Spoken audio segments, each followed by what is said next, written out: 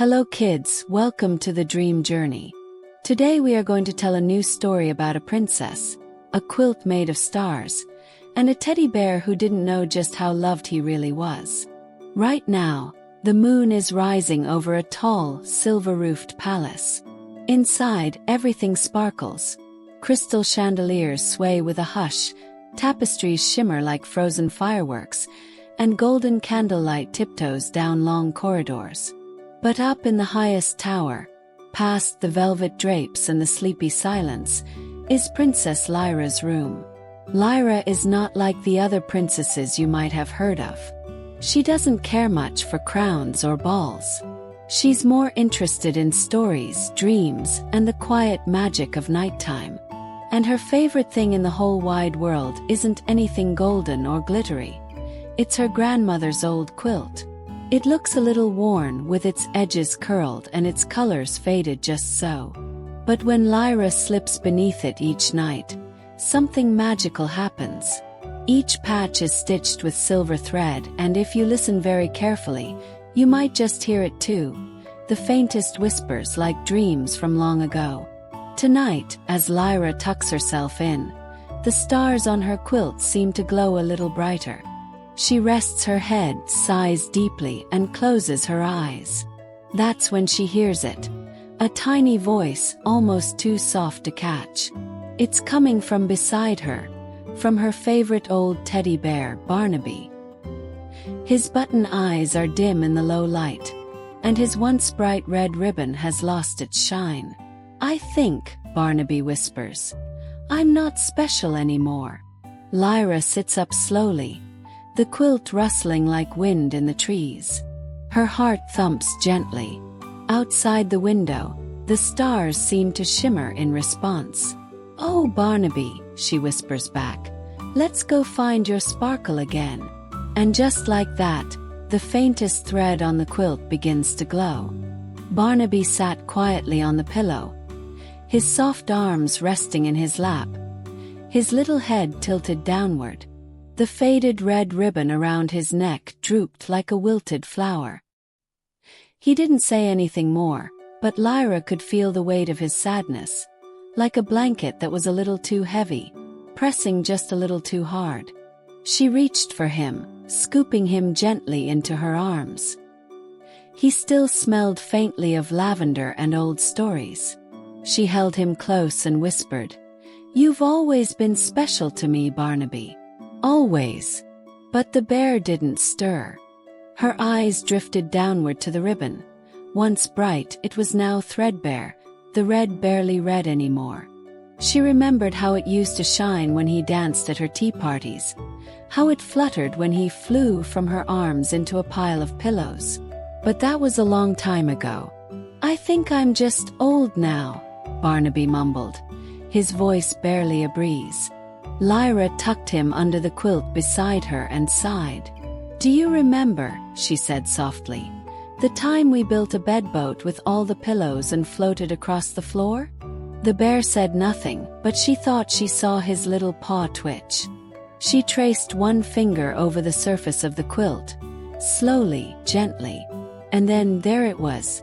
One of the silver threads shimmered slightly brighter than the rest. Tiny pulse like a heartbeat.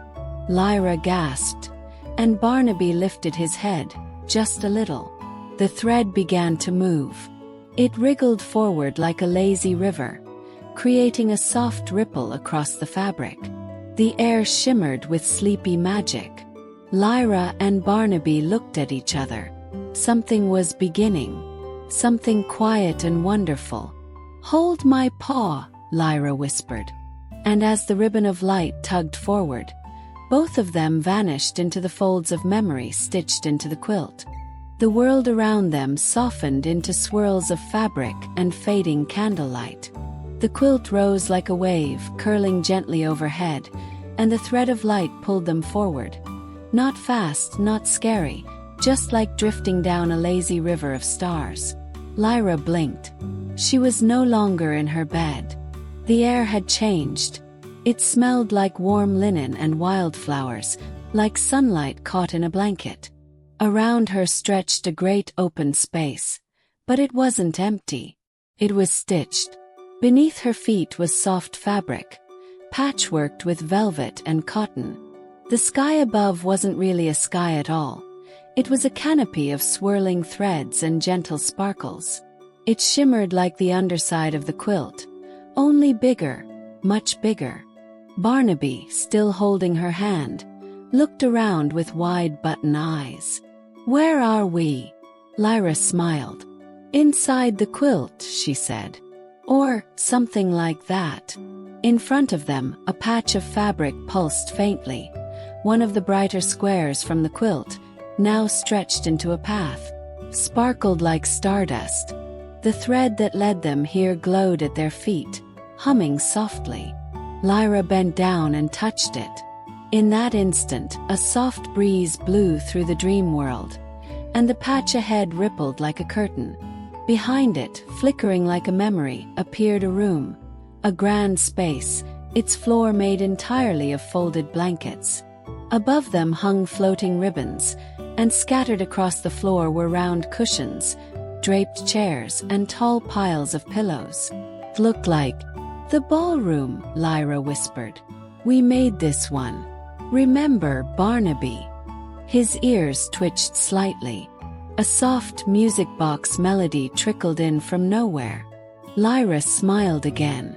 "This is the night we made the great blanket ballroom." Barnaby stepped forward hesitantly, his paw still warm in hers. And with each step, the world around them stitched itself into the past, a gentle return to a moment of joy. The dream was beginning to bloom.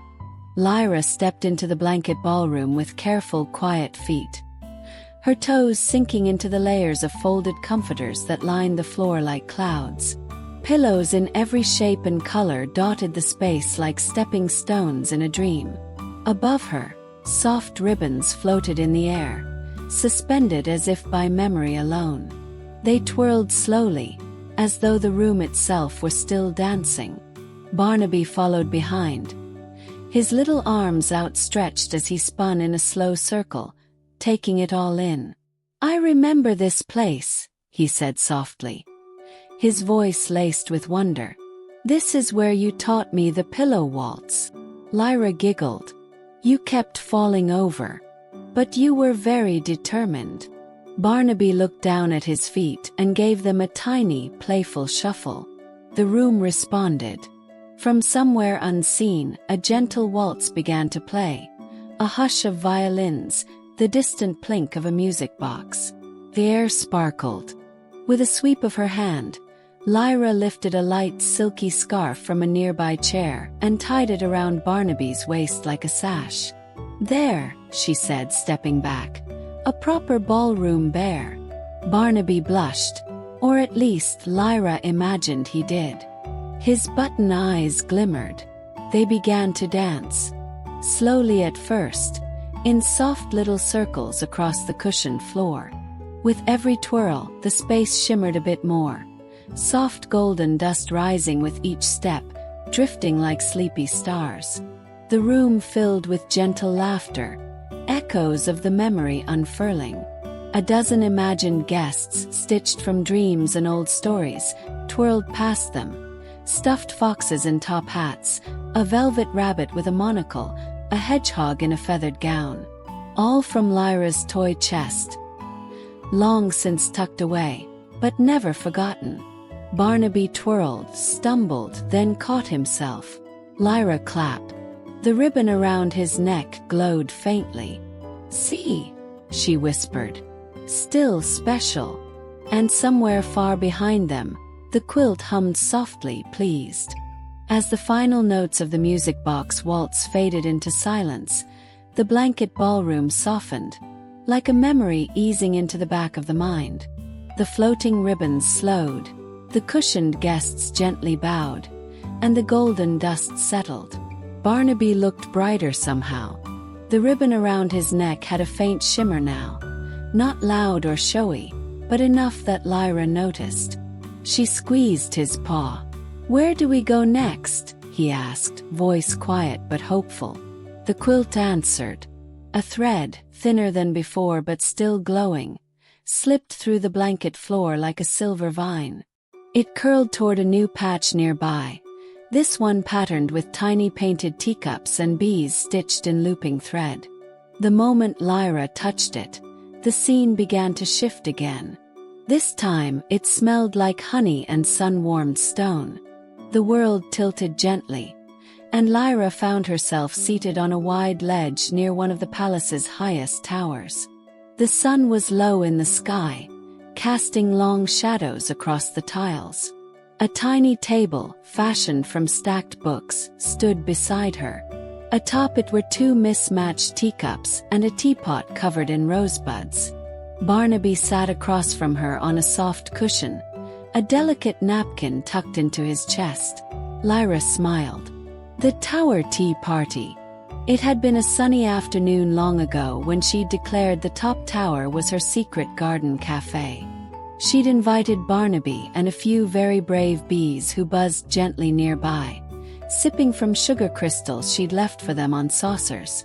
She poured invisible tea into his cup, and he held it delicately between his paws. "One sugar or two?" she asked. "Three," Barnaby whispered. "Today feels special." Lyra giggled and passed him a cube made of air and memory.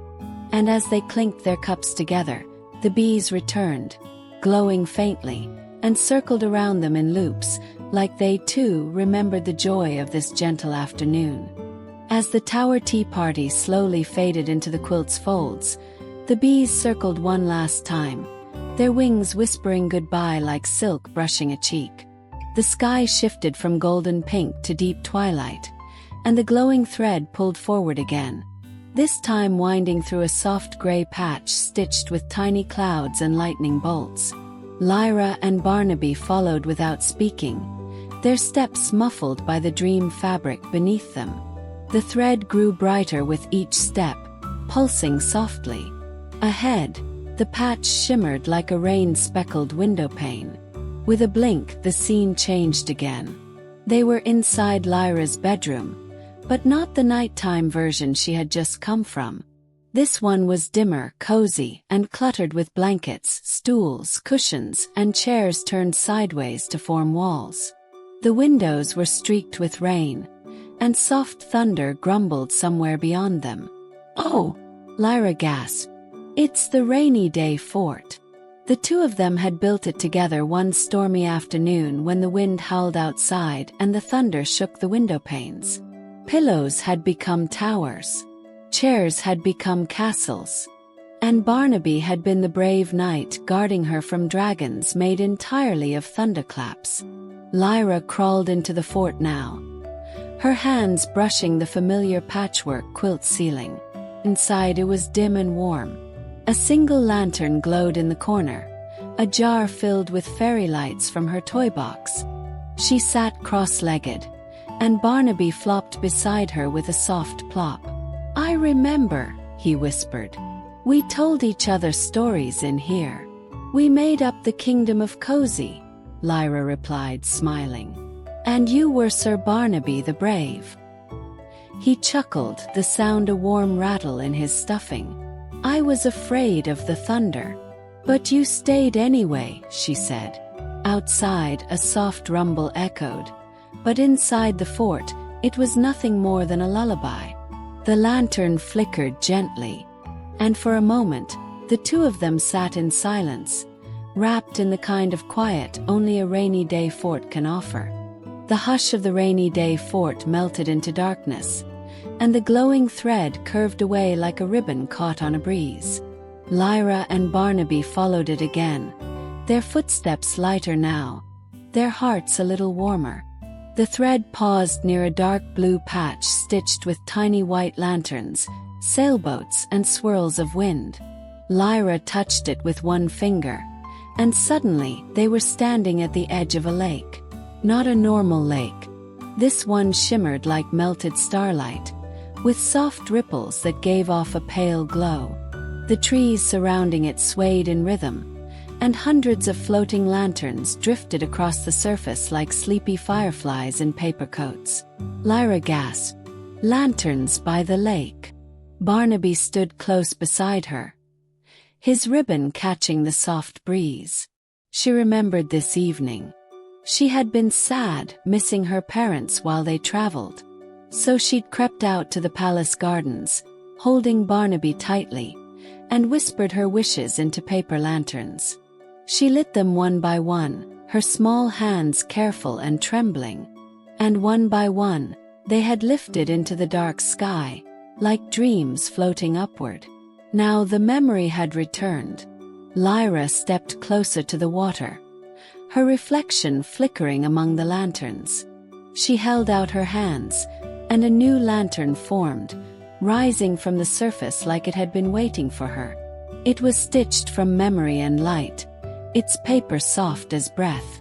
Barnaby helped her hold it steady. "What are you wishing for tonight?" he asked. She thought for a moment. "I wish," she said softly, "you could always feel how loved you are." The lantern flickered, then glowed brighter.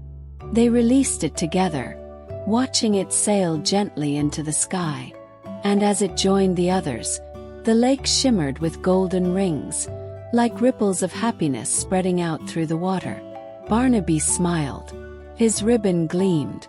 And above them, one lantern swirled higher than the rest, carrying her wish into the stars. The gentle ripple of the lantern-lit lake faded behind them, like the closing of a book with a favorite page. The thread of light curled again, leading them forward, but this time it twisted upward as if climbing. Lyra and Barnaby followed the shimmer as it moved toward a tall stack of books, their spines golden and well-worn. At the very top, tucked behind a dusty shelf, was a quilt patch shaped like an arched wooden door. Upon it, embroidered in careful thread, was a tiny golden key. Lyra reached for it, and the moment her fingers brushed the patch, the stack of books grew taller, the shelf grew wider, and the little door became large enough to step through. With a soft creak, it opened. Inside was a hidden room, one Lyra had forgotten entirely. Smelled like ink and imagination. Glowing storybooks hovered in midair, turning pages without hands. Maps drifted along the walls like slow-moving clouds. The ceiling was dotted with stars that winked softly as they moved. "I don't remember this place," Barnaby whispered. "I think," Lyra said slowly, "this was the reading nook we built behind the bookshelf." Indeed, there it was. The squishy armchair, the reading lamp shaped like a crescent moon, and the blanket they used to drape across the shelves to make it secret. Lyra had spent many afternoons here, lost in tales of pirate otters, moon rabbits, and forest kingdoms, all with Barnaby on her lap. She stepped inside, feeling the soft carpet under her toes. The books hummed as if recognizing her. One of them floated closer and opened to a page with a drawing of a little girl and a bear, drawn in crayon lines. Barnaby's eyes widened. "I drew that with you," he whispered. Lyra laughed softly. "You held the green crayon in your paw." The book glowed, sealing the memory back into place.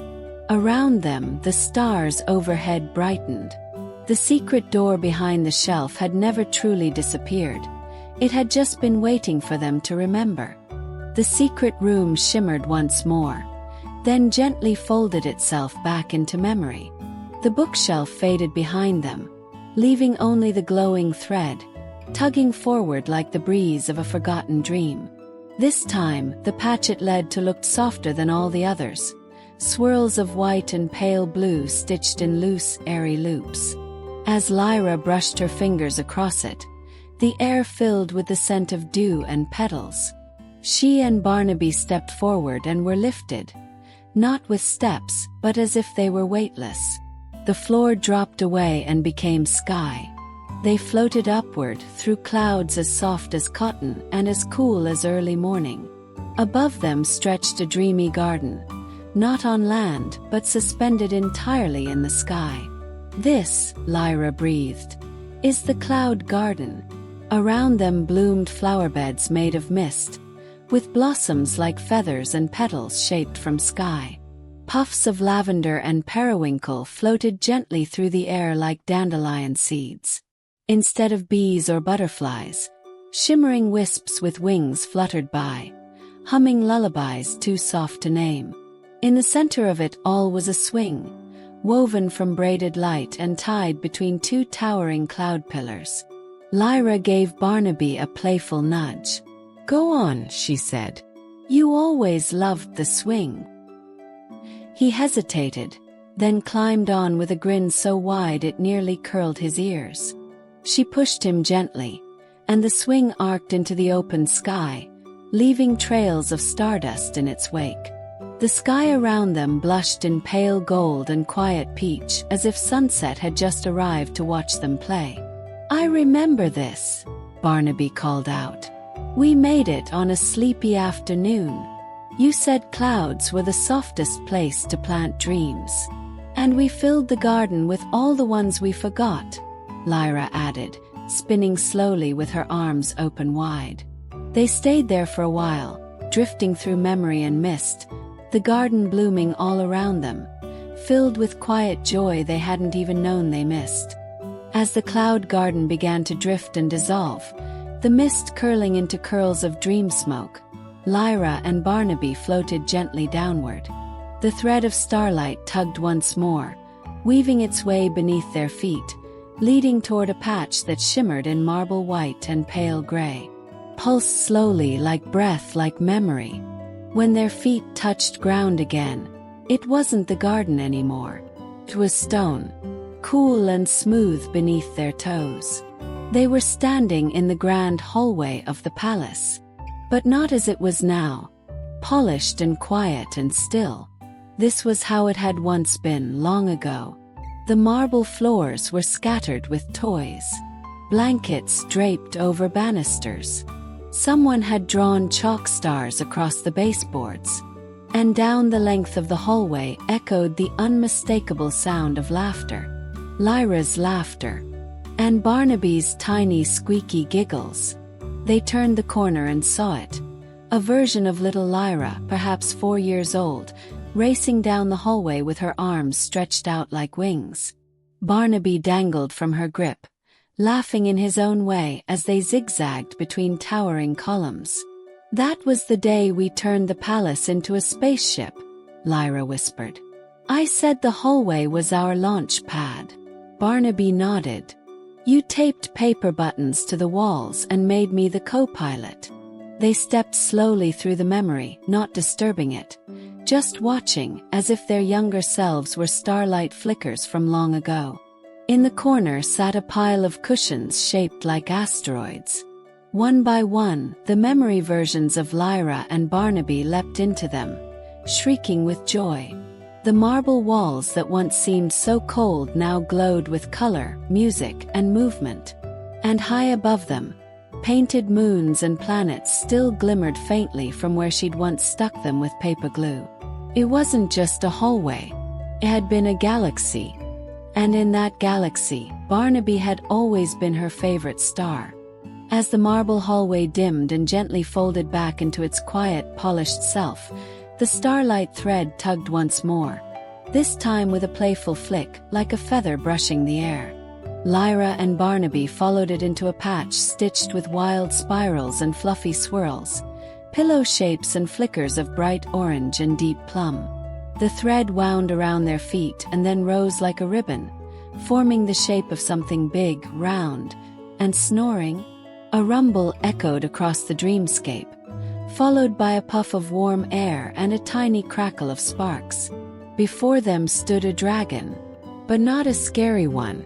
It was made entirely of pillows, its scales patchy and mismatched, its wings slightly lumpy and sewn from velvet. Its tail dragged behind like a sleepy scarf, and its eyes were round and buttony. It let out a slow, rolling yawn and blinked at them with drowsy affection. "Pillow dragon," Lyra gasped, clapping her hands. "I forgot all about him." The dragon stretched its wings, one slightly bigger than the other, and rumbled a sound like a very large cat purring. Barnaby grinned, padding forward without fear.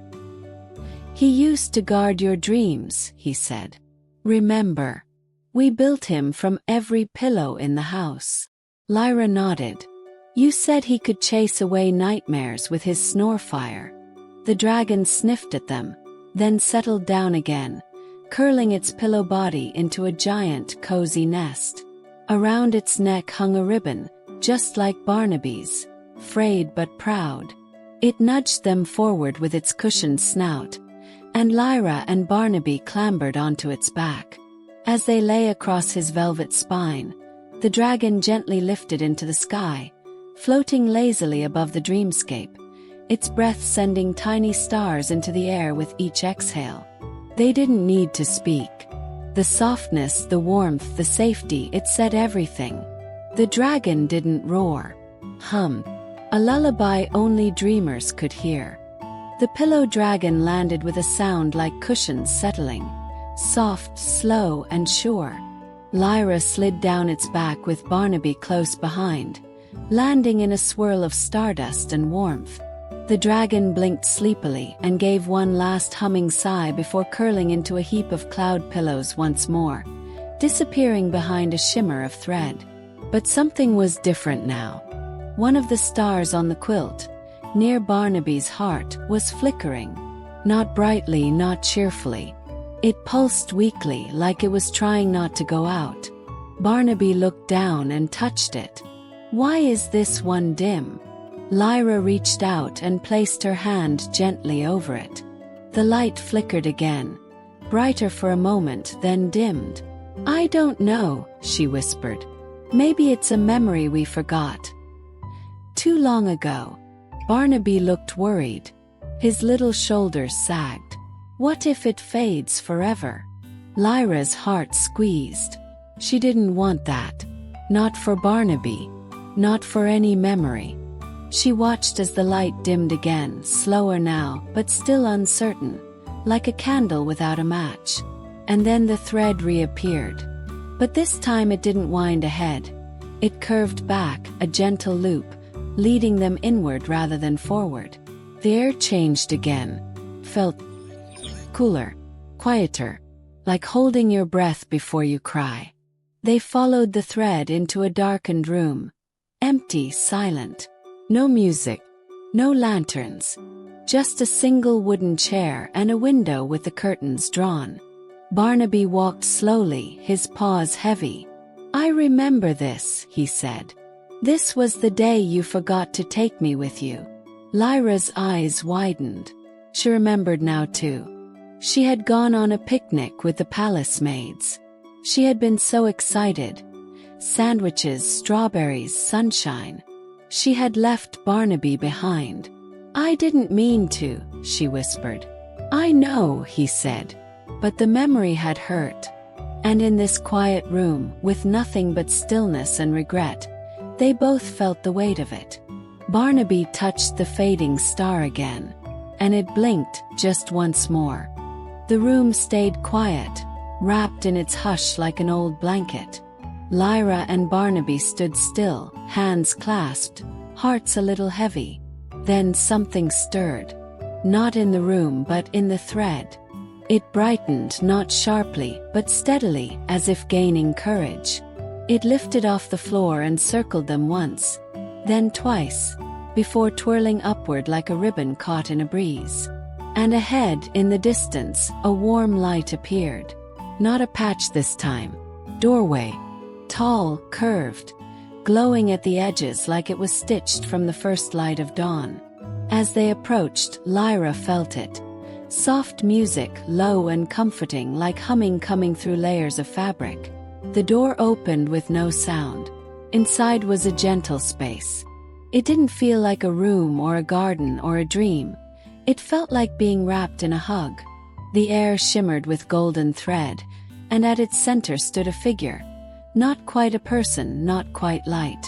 It shifted like woven starlight, its form changing with every blink. "The memory quilt maker," Lyra whispered. The figure didn't speak with words. It moved gently, weaving invisible threads between its fingers. Stars danced at its fingertips, and wherever it touched, patches of quilt bloomed and glowed. It looked at Barnaby with what could only be described as deep kindness. Then it reached into the air and drew out a needle made of light and a spool that shimmered with every color ever dreamed. It gestured to Barnaby's dim star. Lyra hesitated. "Can I fix it?" she asked softly. The figure handed her the needle. Her fingers trembled. Barnaby stood still, holding his breath. Lyra reached out and slowly stitched. One careful loop, then another. Golden thread sinking gently into the fabric of the quilt, into the space over Barnaby's heart. As she finished, the star pulsed once, twice, then glowed warm and steady. Barnaby looked up at her, eyes wide. "You remembered me," he said. "I never stopped," she replied. The star glowed strong now, not with the brightness of a new light, but with the steady warmth of something remembered, reclaimed, and loved. Lyra let out a breath she hadn't realized she was holding. Barnaby looked down at the stitched star near his heart. It pulsed in rhythm with the quilt, in rhythm with her. "I feel whole again," he whispered. The memory quilt maker gave a gentle nod, then faded back into the golden threads. It didn't vanish. It simply folded itself back into the fabric of dreams, leaving behind a quiet hush like the end of a lullaby. The glowing thread appeared again, waiting. But this time, it wrapped itself gently around Lyra's wrist like a ribbon and pulled not outward, but inward, back toward the quilt's heart. It brought them through layers of fabric memory, back through tea parties and rainy forts, past pillow dragons and cloud gardens, until they were once again surrounded by the soft folds of the quilt, back in the heart of their nighttime adventure.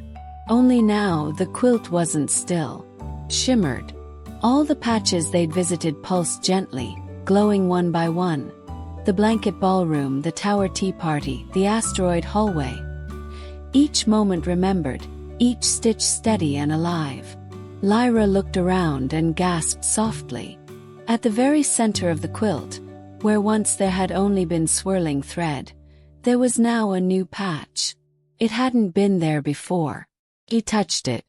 The patch was golden and soft, embroidered with a tiny bear and a ribbon glowing bright red again. Around it were tiny stars, each one representing a moment, a memory, a laugh, a tear. "It's yours," Lyra whispered. "Your own patch." Barnaby stared at it, speechless. Then he did something he hadn't done all night. He hugged her, tight, all fuzzy arms and button-eyed wonder. "I'm not just part of your memories," he said quietly. "I am one." Lyra smiled, tears brimming but not falling. "You always have been." The quilt around them rippled gently, like it was sighing with joy. And for the first time in a long time, everything felt stitched back in place. The quilt around them glowed softly now, like a field of sleepy fireflies. Lyra lay back against the fabric, her arms behind her head, eyes drifting upward toward the swirling sky stitched into the dream above. Barnaby curled beside her, his fur warm, his ribbon brighter than it had been in ages. But something caught her ear. Sound, faint, gentle, familiar. Ding ding ding. She sat up slightly. The glowing thread hadn't disappeared. It was pulling again, toward a smaller patch tucked into the corner of the quilt. It was barely noticeable, stitched in muted pink and dusty blue, with tiny notes embroidered along the edges like the musical lines of a lullaby. When she touched it, the quilt sighed. Not loudly, like a breath before a song. And suddenly they were there, back in her bedroom, but not quite. It was smaller, simpler. There were no stars painted on the ceiling yet, and the books on the shelf were younger, easier to read. A small music box sat on the windowsill, carved with moons and stars, its lid propped open. The tune it played was soft, delicate, almost sleepy. Ding ding ding. Lyra gasped. This was the night I couldn't fall asleep. I cried and cried. Barnaby nodded. And your mother gave you the music box. The scene gently played itself around them. A younger Lyra sat in bed, eyes red and cheeks damp. Her mother stroked her hair, wound up the little box, and whispered something no one could hear. But it didn't matter. The music was the message. The younger Lyra held Barnaby close, tucked beneath her chin. The music played. Her eyes closed. I never forgot the song, the older Lyra whispered. And then, as if invited, the real music box appeared in her hand, glowing slightly, perfectly whole. She opened it. The same melody played, wrapping around her and Barnaby like a blanket. It still works, he said. Lyra smiled. Some things never stop singing. The music faded into the hush of memory, the last note hanging in the air like a feather that refused to fall. Lyra smiled and closed the box gently. It clicked shut with a sound that felt like the end of a sentence and the beginning of a smile. The thread stirred again, just a little flick, and drifted toward the quilt's edge, where a peculiar patch waited.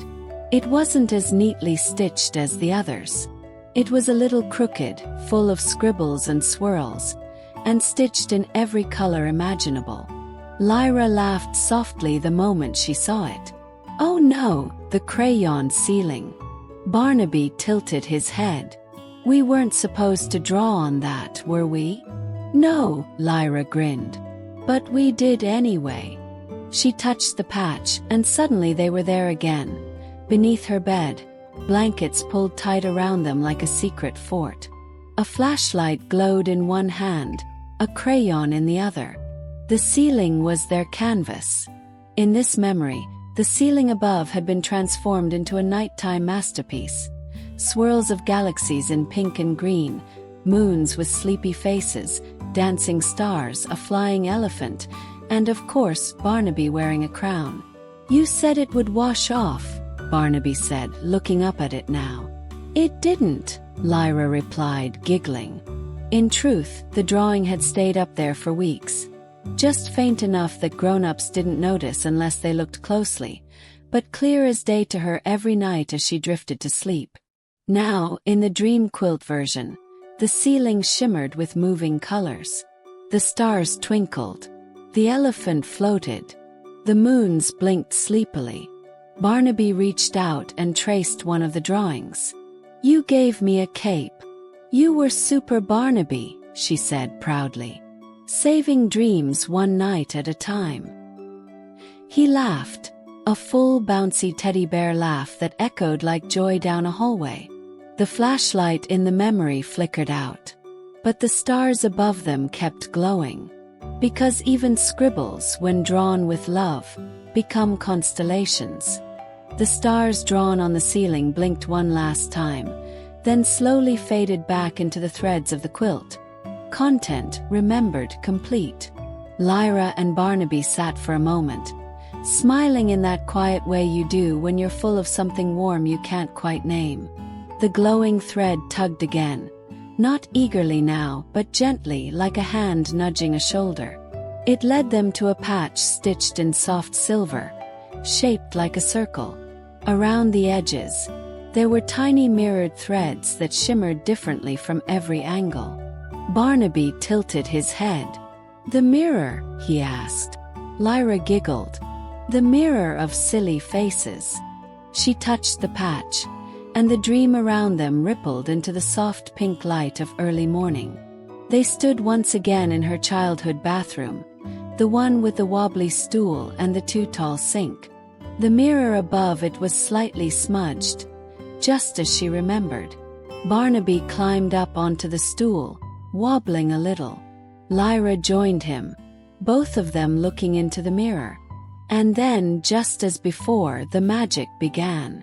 Their reflections grinned, then winked, then stuck out their tongues before they could do it themselves.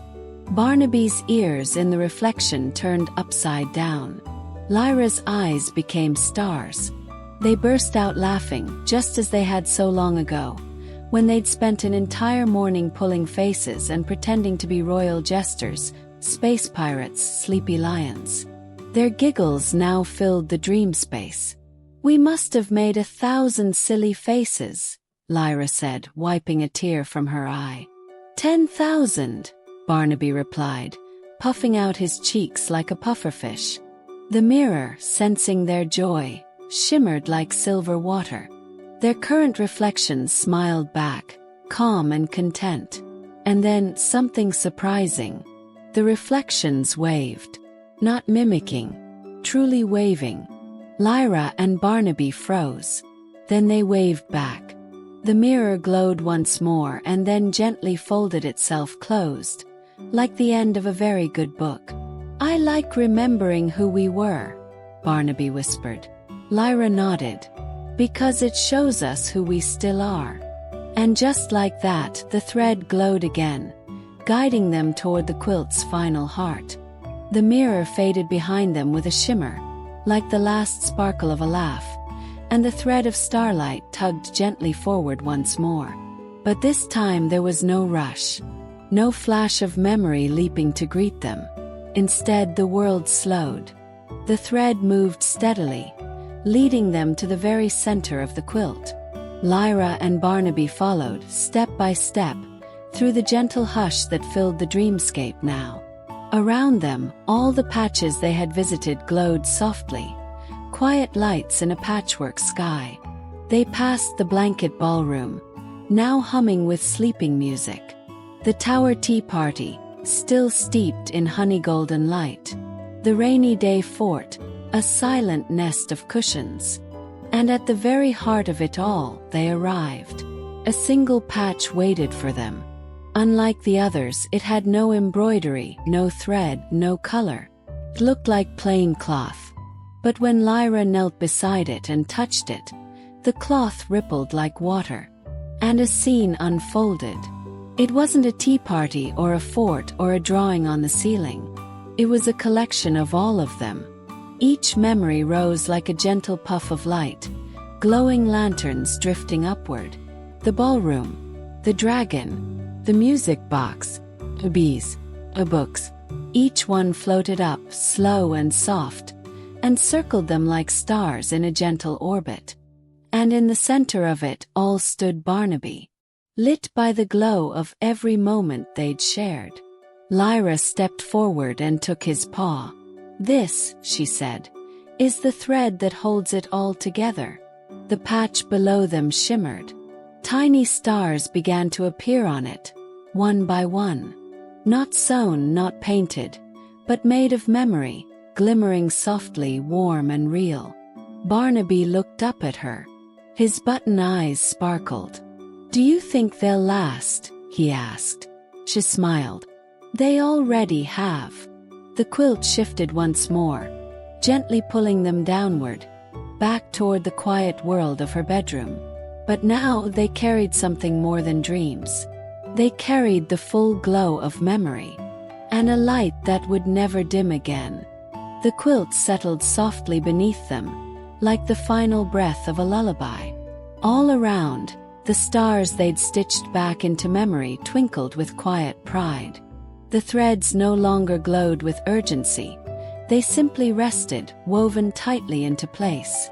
Barnaby stood at Lyra's side, and in the warm hush of the bedroom, he looked different. Not newer, not shinier, but fuller, like someone remembered fully, wholly, truly. His ribbon was no longer faded. It was red as berries, as sunlit apples, glowing just slightly at the edges. Not because it was new, but because it was loved. He placed a tiny paw on the center patch, the one with the stars and the golden bear stitched into it. And when he looked back at Lyra, his button eyes sparkled. "Thank you," he said. Lyra wrapped her arms around him. "You were never forgotten, Barnaby. Not even for a minute." He nestled into her chest, and together they turned to look across the quilt. Every patch hummed gently, the whole surface breathing in a slow, peaceful rhythm. And then something beautiful happened. The quilt began to lift, not just in the dream, but in the room itself. It rose from the bed, fluttering gently, surrounding them in a soft cocoon of stars and memory. The air shimmered with light. Lyra and Barnaby floated slightly, not as if flying, but as if being held. Each patch glowed once more, like a nightlight flickering on. And Barnaby glowed with them, his eyes closed, not in sadness, not in fear, but in comfort. "I feel home," he whispered. Lyra smiled through misty eyes. "You always have been." And then, with the gentlest touch, the quilt settled back over her bed, folding them both within its embrace. Outside the windows the stars shone. Inside one bare glowed. And all was still. The room was still. The stars outside blinked slowly like sleepy eyes. The palace, once filled with distant echoes and silent chandeliers, now felt softer, warmer, as if the walls themselves had exhaled. Lyra nestled beneath the quilt, one arm draped gently over Barnaby. His fur was as worn as ever, but now it shimmered faintly in the starlight. Not because he had changed, but because she remembered him as he truly was. Brave, loyal, full of love, and always there. The quilt had stopped glowing now, but it didn't need to anymore. It had done its work, each patch stitched back into place, each memory soothed and tucked in. The whispers had quieted, the stars had steadied, and Lyra, her eyes drifting closed, felt that familiar warmth rise inside her, the warmth of being known. "I'm glad we remembered," Barnaby whispered, his voice soft as pillow feathers. Lyra, barely awake, smiled. "Me too. You're my best memory." The quilt curled closer around them like a hug.